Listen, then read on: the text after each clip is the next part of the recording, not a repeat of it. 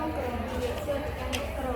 សួស្តីមករំខានទាំងអស់គ្នាខ្ញុំឈ្មោះអានមីលីកដំណើរឲ្យក្រុមទី1នៅក្នុងទាំង4នៅក្នុងថ្ងៃនេះខ្ញុំនឹងធ្វើការបកស្រាយនៅក្នុងមេរៀនទី1នៅរយៈពេលសតាភាពហើយនឹងកម្ដៅនៅក្នុងចំណុចលេខ1 1.1ហើយនិង 1.2 ដែលវាស្ថិតនៅក្នុងចំពោះទី2តាក់ម៉ូឌីណាមិកតែមុននឹងខ្ញុំធ្វើការបកស្រាយនៅក្នុងមេរៀនទី1នេះខ្ញុំសូមធ្វើការសួរសំណួររំលឹកមេរៀនទៅកាន់អ្នកនរគ្នាជាមុនសិន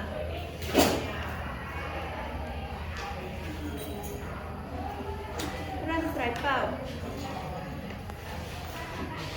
តើអគិសនីជាអ្វី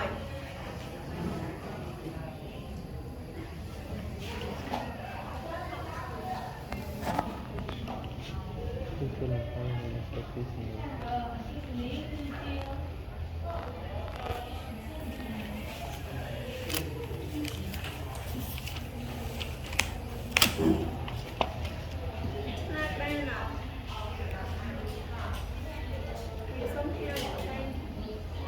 pen right out តើអគិសនីជាអ្វី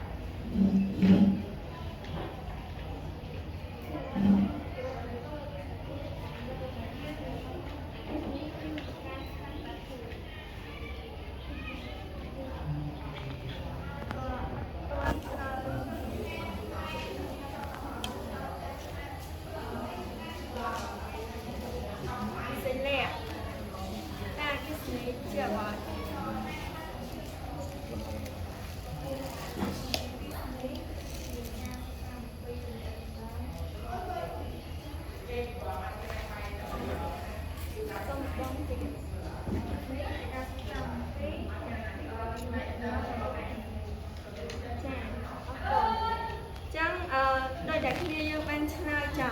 អគិសនីវាគឺជាលំហនៃអេឡិចត្រូនហើយអគិសនីគេសិក្សាអំពីបាតុភូតទាំងឡាយណាដែលមានទំនាក់ទំនងជាមួយនឹងបន្ទុកអគ្គិសនីអញ្ចឹងយើងសួរថាតើអ្វីទៅគឺជាបន្ទុកអគ្គិសនីបន្ទុកអគ្គិសនីគឺជាលក្ខណៈមូលដ្ឋានមួយនៃរូបធាតុដែលកើតមានលើអង្គធាតុជាក់លាក់មួយចំនួនហើយបន្ទុកអគ្គិសនីគេចែកចេញជាពីរប្រភេទគឺបន្ទុកវិជ្ជមានហើយនិងបន្ទុកអវិជ្ជមានអញ្ចឹងខ្ញុំមានសំណួរមួយទៀតខ្ញុំសូមសួរទៅកាន់ខ្ញុំសុធាវីដោយម្ដេចដែលហៅថាដែនអគ្គិសនី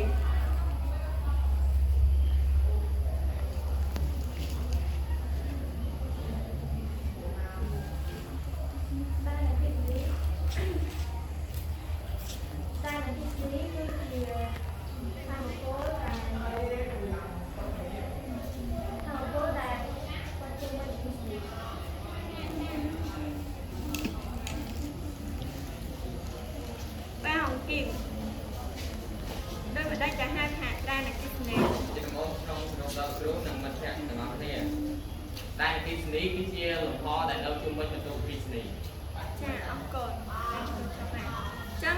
ដោយតែគ្នាយើងក៏បានឆ្លើយចាដែនអគ្គិសនីគឺជាលំហដែលនៅជុំវិញបន្ទុកអគ្គិសនីនៅណាយើងបានសិក្សាមេរៀននឹងរួចមកហើយនៅក្នុងមេរៀនទី1បន្ទុកអគ្គិសនីនិងដែនអគ្គិសនីវាស្ថិតនៅត្រង់ចំណុចលេខ3នៃមេរៀនទី1ដែលស្ថិតនៅក្នុងជំពូកទី4ចា៎ខ្ញុំមានសំណួរមួយទៀតខ្ញុំសូមសួរទៅកាន់ខនបញ្ញាដោយម្ដេចដែលហៅថាផ្ទៃអេគីប៉ូតាំងស្យាល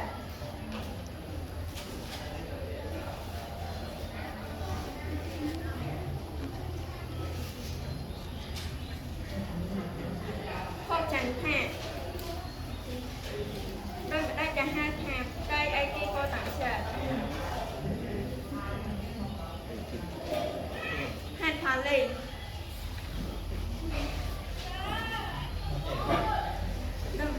ចាហ่ะ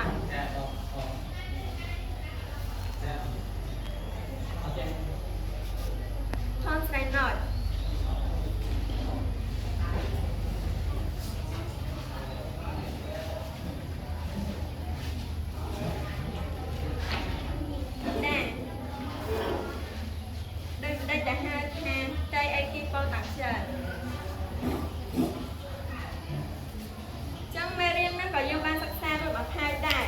ចំណុចផ្ទៃឯកីប៉ុតាំងជាវាគឺស្ថិតនៅក្នុងមេរៀនទី2នៃចំពោះទី4ហើយមេរៀនទី2នោះមានចំណងជើងថាប៉ុតាំងជានិងថាមពលប៉ុតាំងជាអគ្គិសនីចឹងសំណួរដែលខ្ញុំសួរថាដូចម្ដេចដែលហៅថាផ្ទៃឯកីប៉ុតាំងជាវាស្ថិតនៅចំណុចលេខ5នៃមេរៀនទី2ចឹងផ្ទៃឯកីប៉ុតាំងជាគឺជាសំណុំចំណុចទាំងអស់ដែលមានប៉ុតាំងជាដូចគ្នាចឹងសំណុំចំណុចទាំងអស់ដែលមានប៉ុតាំងជាដូចគ្នាគេអាចឈ្មោះថាផ្ទៃឯកីប៉ុតាំងជាចឹងអង្គុយចាប់បានទាំងគ្នា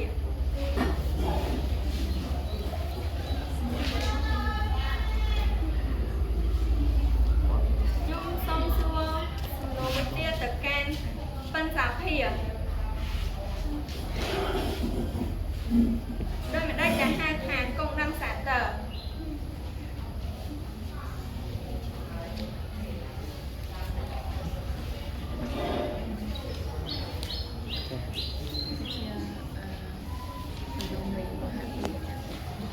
តារាដូចម្ដេចដែលហៅថាកុងដាំសាទ័រ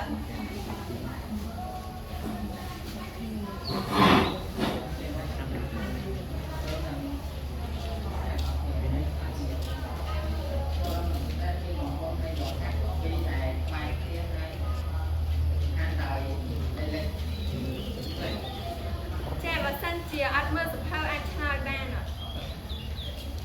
អរគុណគាត់ចង់ចឹងកងដាំសាទ័រវាគឺជាបង្កប់នៃលោហៈពីរដាក់ក្បែរគ្នាហើយខណ្ឌដោយឌីអេឡិចត្រូតយើងក៏បានសិក្សាមេរៀននឹងរួចមកហើយដែរវាគឺនៅក្នុងមេរៀនទី3នៃចំពោះទី4ដែលមានចំណងជើងថាកងដាំសាទ័រសាភាអង្គគាត់ក៏បានចឹងខ្ញុំមានសំណួរចុងក្រោយមួយទៀតខ្ញុំសូមសួរទៅកាន់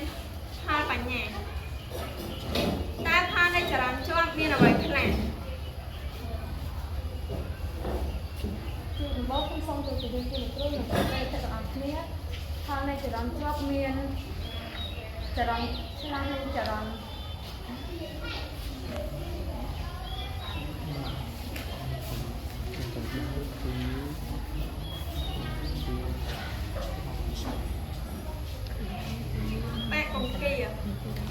តើផលនៃចរន្តជាប់មានអ្វីខ្លះខ្ញុំនឹងឆ្លើយសំណួរនេះខ្ញុំសូមជម្រាបលោកគ្រូក៏ដូចជាសួស្តីមិត្តរួមថ្នាក់ទាំងអស់គ្នាផលនៃចរន្តជាប់មាន4ផលកម្ដៅផលគីមីផលម៉ាញ៉េទិកនិងផលអ៊ុបទិកចាអរគុណអង្គទៅតាមបញ្ញាក៏ចាំចឹងផលនៃចរន្តជាប់គឺមានចំនួន4គឺផលកម្ដៅផលគីមីផលម៉ាញ៉េទិកហើយនិងផលអ៊ុបទិកយើងក៏បានសិក្សាមេរៀននោះរួចមកហើយដែរគឺជាមេរៀនចុងក្រោយនៃចំពោះទី4ដែលជាមេរៀនទី4ចរន្តអគ្គិសនី resistance ហើយនិងកម្លាំងអគ្គិសនីចលករផលនៃចរន្តជាប់គឺវាមានចំនួន4ចំណែកឯផលនៃចរន្តឆ្លាស់វាមានចំនួនតែ3ទេគឺផលកម្ដៅផលគីមីហើយនិងផលម៉ាញ៉េទិកដែលយើងនឹងសិក្សាផលនៃចរន្តឆ្លាស់នៅថ្នាក់ទី12ចឹងការសួរសំណួររំលឹកមេរៀនរបស់នាងខ្ញុំមានត្រឹមតែប៉ុណ្ណឹងទេឥឡូវយើងងាកមកចូលដល់មេរៀនបន្តរបស់យើងវិញម្ដងដែលយើងសិក្សាទៅលើចំពោះទី2កាម៉ូឌីណាម៉ិតចឹងនៅក្នុងចំពោះទី2នេះគឺគេបានបែងចែកជា2មេរៀនទី1គឺនិយាយអំពីសីតុណ្ហភាពហើយនិងកម្ដៅចំណែកឯមេរៀនទី2និយាយអំពីលក្ខណៈកម្ដៅនៃរូបធាតុចឹងមុននឹងយើងចូលទៅដល់មេរៀនយើងមកសិក្សាលើពាក្យកាម៉ូឌីណាម៉ិតសិនតើអ្វីទៅគឺជាកាម៉ូឌីណាម៉ិតកាម៉ូឌីណាម៉ិតមកពីពាក្យថាកាម៉ូបូកឌីណាម៉ិតចឹងកាម៉ូមានន័យថាកម្ដៅចំណែកឯឌីណាម៉ិតយើងដឹងហើយថាវាគឺជាផ្នែកមួយនៃមេកានិកវាបែងចែកជា2គឺឌីណាម៉ិតហើយនិងស្តាទិកចំណែកឯឌីណាម៉ិតវាបែងចែកជា2ទៀតគឺស៊ីនេទិកហើយនិងស៊ីនេម៉ាទិកចឹងយើងសួរថាអ្វីទៅគឺជាឌីណាម៉ិតវាគឺជាការសិក្សាអំពីបុព្វហេតុដែលនាំឲ្យកើតមានចលនាឬក៏យើងអាចនិយាយបានថាវាគឺជាលំនាំឬក៏ជាបុព្វហេតុចឹងដល់ពេលដែលយើងបូកពាក្យពីរនឹងចូលគ្នាកាម៉ូឌីណាម៉ិតគឺមានន័យថាគឺជាការសិក្សាអំ còn cao nơi còn đá hay năng sự ta nạp hiệp rất có dân ai dùng này tha tại mọi đi nằm mắt việc cứ chụp này mũi để đụng bị chìa đã sắc xa pi cầm đá hay năng sự ta nạp hiệp rất có dân ai dân dạng ban tiếp theo tại mọi đi nằm mắt cứ chụp ca sắc xa pi tùm nẹ tùm nớm rồi viên cầm đá nâng tùm rung để tham một cô xanh xài trong ấy là dân cả lại mà mơ mê đen thì mùi đang đi dòng pi sự ta nạp hiệp hay năng cầm đá mê sự ta nạp hiệp hay năng cầm đá dân có thọ ban sắc xa nó thạ tịp làm pi hay thạ tịp đắp cả dân ban sắc xa Việt Đà trong xuân thay là thạ cao thì dân ở đây được ba sự ta nạp hiệp hay năng cầm đá cứ miên đây bạn mật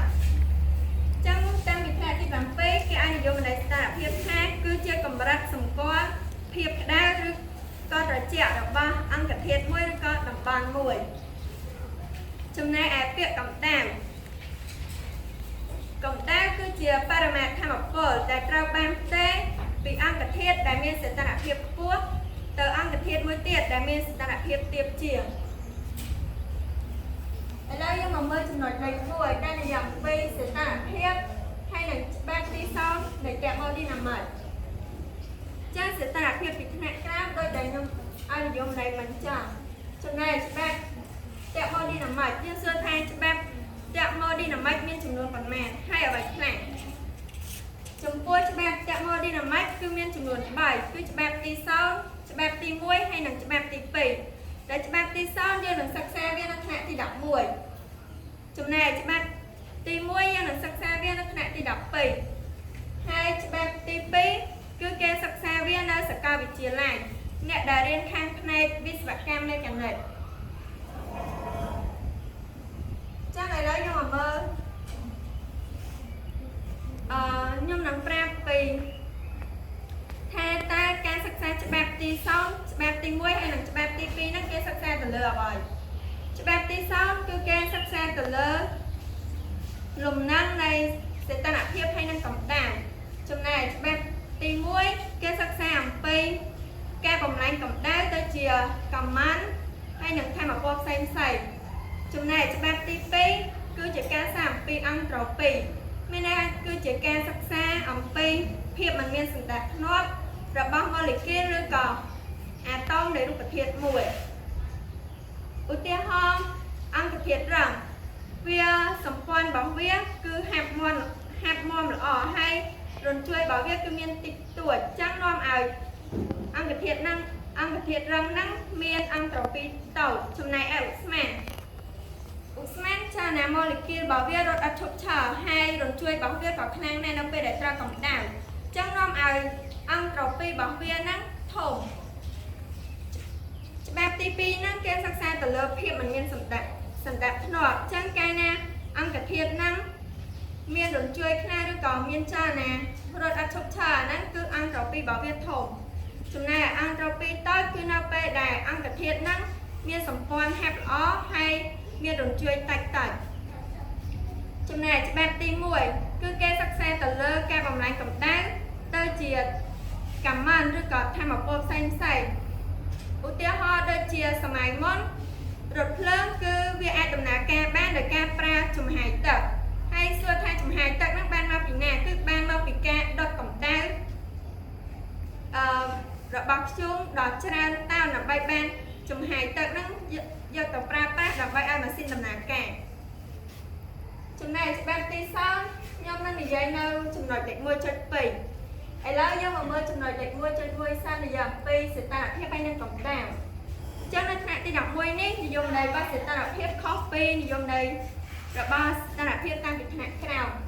nhưng mà mới tạo nỉa cái hai sẽ tạo thêm này ăn được thiệt muối chia tầm hông cầm nạt hay mà phơ xin này tách mà xong này mơ lịch kia là bao ăn được thiệt rồi cho nó bên ấy sẽ ta là phía bia cứ chia tổng hông mới đang cầm nạt hay mà phơ xin này tách mà xong cứ viên đẹp tăng từ nắng lập vườn để sai cho đang ai than hay mà phơ xin này tách bia sai nó lập vườn bà sân chia lập vườn cài lang nằm ở thảo phơ xin này tách cả cài lang đài tại bà sân chia lập vườn bảo viên thôi chọn nút thay mà phơ xin này tách bà dương cả thôi chọn đài ở đây nhưng mà mời cái thang ca na ăn thật thiệt muối để chua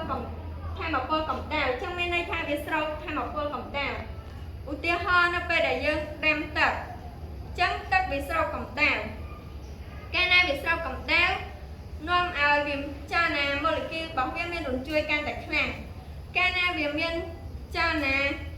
រញ្ជួយកាន់តែខ្លាំងនាំឲ្យល្បឿនរបស់វាក៏កាន់តែលឿនដែរចឹងកាលណាវាមានល្បឿននាំឲ្យវាមានថាមពលស៊ីនេតិកដោយសារតែយើងได้ថាថាមពលស៊ីនេតិកវាអាស្រ័យនឹងល្បឿនចឹងបែរជាសីតុណ្ហភាពគឺវាអាស្រ័យទៅនឹង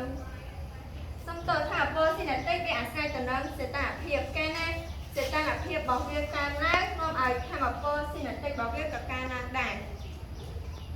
ចឹងយើងមកមើលចំណុចមួយទៀតគេថាកាលណាអង្គធាតុមួយបាត់បង់ថាមពលកម្ដៅនៅពេលនេះមានន័យថាវាបញ្ចេញថាមពលកម្ដៅពីខាងក្នុង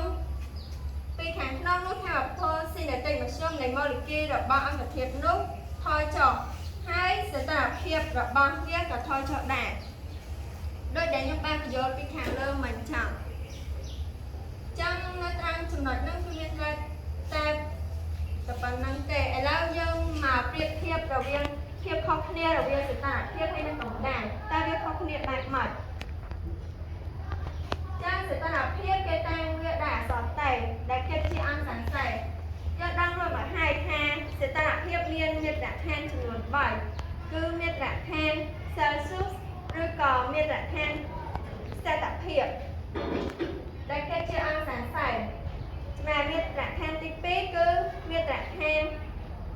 Kelvin ឬក៏មាត្រាដ្ឋាន Decad ដែលគិតជា Kelvin ចំណែកមាត្រាដ្ឋានទី3គឺមាត្រាដ្ឋាន Fahrenheit ដែលយើងគិតជាអង្សា Fahrenheit ចឹងសីតុណ្ហភាពអាចបោះបានដោយប្រើឧបករណ៍មួយដែលមានឈ្មោះថាទែម៉ូម៉ែត្រវាមានច្រើនប្រភេទមានដូចជាទែម៉ូម៉ែត្របារ៉តទែម៉ូម៉ែត្រប៉ែតទែម៉ូម៉ែត្រអាល់កុលទែម៉ូម៉ែត្រទែម៉ូគូជាដើមហើយសីតុណ្ហភាពវាជាទំហំមួយដែលសំដៅទៅលើភាពក្តៅក៏ត្រជាក់ចឹងឥឡូវយើងមកមើលលើកម្ដៅវិញម្ដងកម្ដៅគឺគេតាំងវាដាក់អក្សរគុយដែលគិតជា Joule ឬក៏កាឡូរីដែល1កាឡូរីវាស្មើនឹង 2.2 Joule ហើយដើម្បីរកតម្លៃរបស់កម្ដៅបានគេត្រូវប្រើកាឡូរីម៉ែត្រឬក៏ការគណនាហើយកម្ដៅគេសំដៅទៅលើបរិមាណថាមពលកម្ដៅស្រូបឬក៏បញ្ចាំងនេះគឺជាភាពខុសគ្នារវាងសីតុណ្ហភាពហើយនិងកម្ដៅឥឡូវយើងកន្លែងមកមើលចំណុច 1.2 ដែលនិយាយអំពីច្បាប់ទីផ្សារនៃtermodynamicsកាលណាគេដាក់អង្គធាតុ2ដែលមានសីតុណ្ហភាពខុសគ្នាឲ្យតាមគ្នានោះអង្គធាតុមួយនឹងផ្ទេរថាមពលកម្ដៅតែឲ្យអង្គធាតុមួយទៀតរហូតដល់វាមានសីតុណ្ហភាពស្មើគ្នាអញ្ចឹងគេថានៅពេលហ្នឹងអង្គធាតុទាំងពីរនឹងមានលំនឹងកម្ដៅនឹងគ្នាច្បាប់ទី1តែtermodynamicsពោលថាបើអង្គធាតុ2 A និង B មានលំនឹងកម្ដៅនឹងគ្នានឹងអង្គធាតុទី3តែនោះអង្គធាតុទាំងពីរ A និង B ត្រូវតែមានលំនឹងកម្ដៅនឹងគ្នាចឹងនៅតាមនេះគឺមានន័យថាម៉េចឧទាហរណ៍អង្គធាតុ A មានសីតុណ្ហភាព0អង្សាសេហើយអង្គធាតុ B មានសីតុណ្ហភាព100អង្សាសេនៅពេលដែលគេឲ្យអង្គធាតុទាំងពីរនោះប៉ះគ្នានោះអង្គធាតុ A ដែលមានសីតុណ្ហភាពទាបនឹងស្រូបថាមពលពីអង្គធាតុ B ដែលមានសីតុណ្ហភាពខ្ពស់ចំណែកឯអង្គធាតុ B ហ្នឹងវាមានសីតុណ្ហភាពខ្ពស់អញ្ចឹងវាត្រូវបញ្ចេញថាមពលទៅឲ្យអង្គធាតុ A នៅពេលដែលសួរថាវាបញ្ចេញហើយនឹងស្រូបដល់ពេលណាទៅឈប់គឺនៅពេលដែលវាដល់សីតុណ្ហភាពមួយដែលមានលំនឹងនៅពេលដែលដល់សីតុណ្ហភាពមួយមានលំនឹងវានឹងឈប់ស្រូបហើយក៏វាឈប់បញ្ចេញដែរចឹងអាសីតុណ្ហភាពចុងក្រោយហ្នឹងជាសីតុណ្ហភាពស្រេចឬក៏សីតុណ្ហភាពដែលមានលំនឹងការប្រព័ន្ធពីរមានលំនឹងកម្ដៅតែណាវាមានសីតុណ្ហភាពដូចគ្នាចឹងអ្វីទៅគឺជាប្រព័ន្ធគឺជាវត្ថុឬក៏សំណុំវត្ថុដែលយើងលើកមកសិក្សាធៀបនឹងវត្ថុដទៃ អ យកមកមើលកន្លែងនេះគឺគេថាតេអាស្មើតេ3និងតេ3ស្មើតេ4អញ្ចឹងតាមលក្ខណៈឆ្លងគេអាចទាញបានតេអាស្មើនឹងតេ4ដូច្នេះការធ្វើបទបង្ហាញរបស់នាងខ្ញុំត្រូវបានបញ្ចប់បើសិនជាអ្នកទាំងអស់គ្នាមានចម្ងល់ឬក៏មានកន្លែងណាអត់ទាន់អាចចោទសួរមកលើនាងខ្ញុំបាន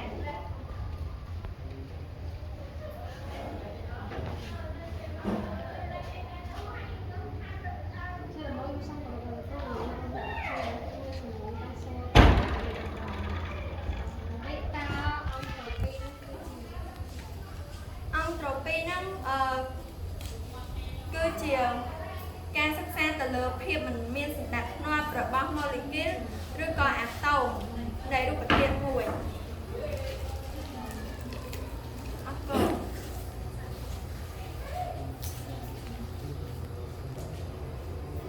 មានអ្នកមានសំណួរទៀតអត់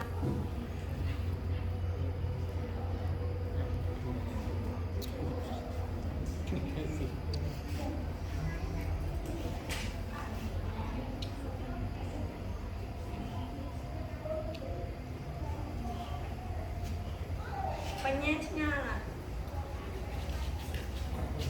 សូមនិយាយថាកម្ដៅជាអ្វីកម្ដៅគឺជាបរិមាណថាមពលដែលត្រូវបានទេពីអង្គធាតុមួយដែលមានសីតុណ្ហភាពខ្ពស់ទៅអង្គធាតុមួយទៀតដែលមានសីតុណ្ហភាពទាបជាងអរគុណអញ្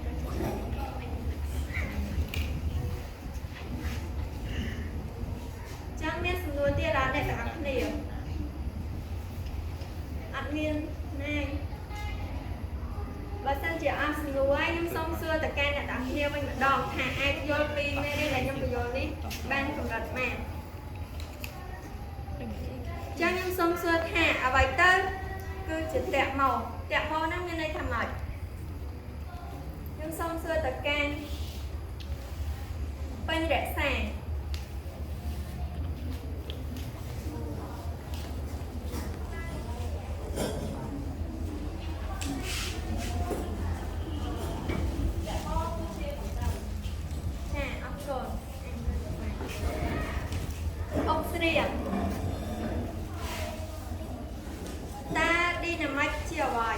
មានន័យដូចម្ដេច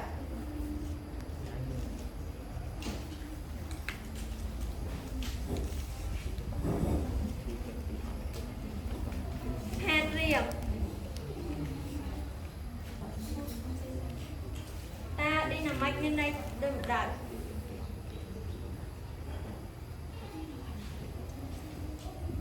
រ៉ាម៉ារី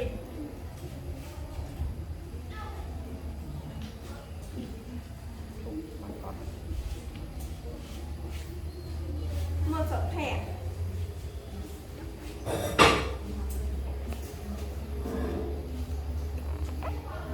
ថតដៃណត់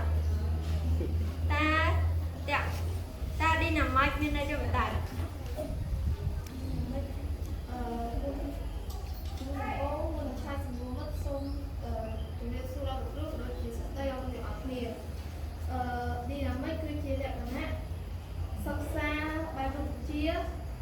បែបវិទ្យាសាស្ត្រដែលទាក់ទងជាមួយនឹង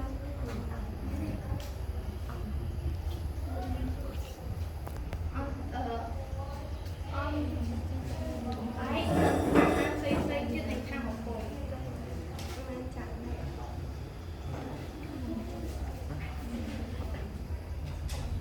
បងម៉ៃណាម៉ៃមានន័យដូចម្ដេច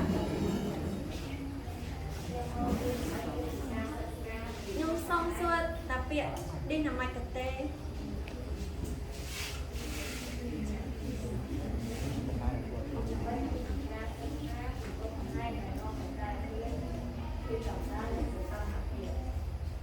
តាមប៉ាត់អាហ្នឹងវាចូលនៃដល់តម៉ូឌីណាមិកចៃ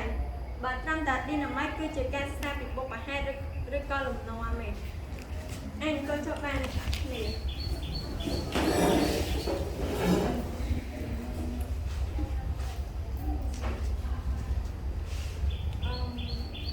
nhưng xong rồi rồi mình biết là cái cột chàng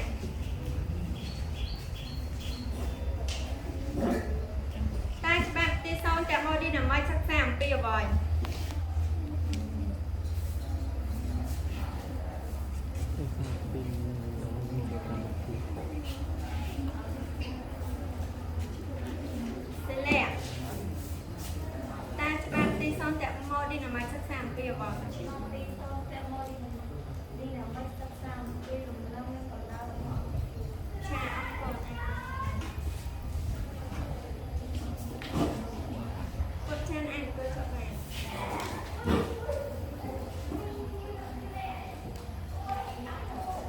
ចុះច្បាប់ទី2ច្បាប់ទី1តាក់មកឌីណាមិកសិក្សាអំពីអ្វីសំណួរនេះខ្ញុំសូមសួរទៅកាន់យន្តសុធាវី ត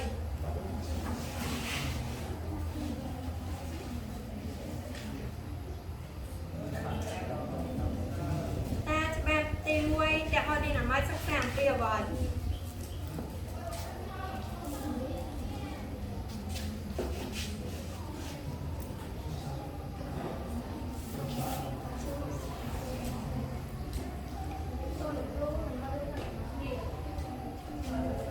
្បាប់ទី1នៃតាក់មកឌីណាមិក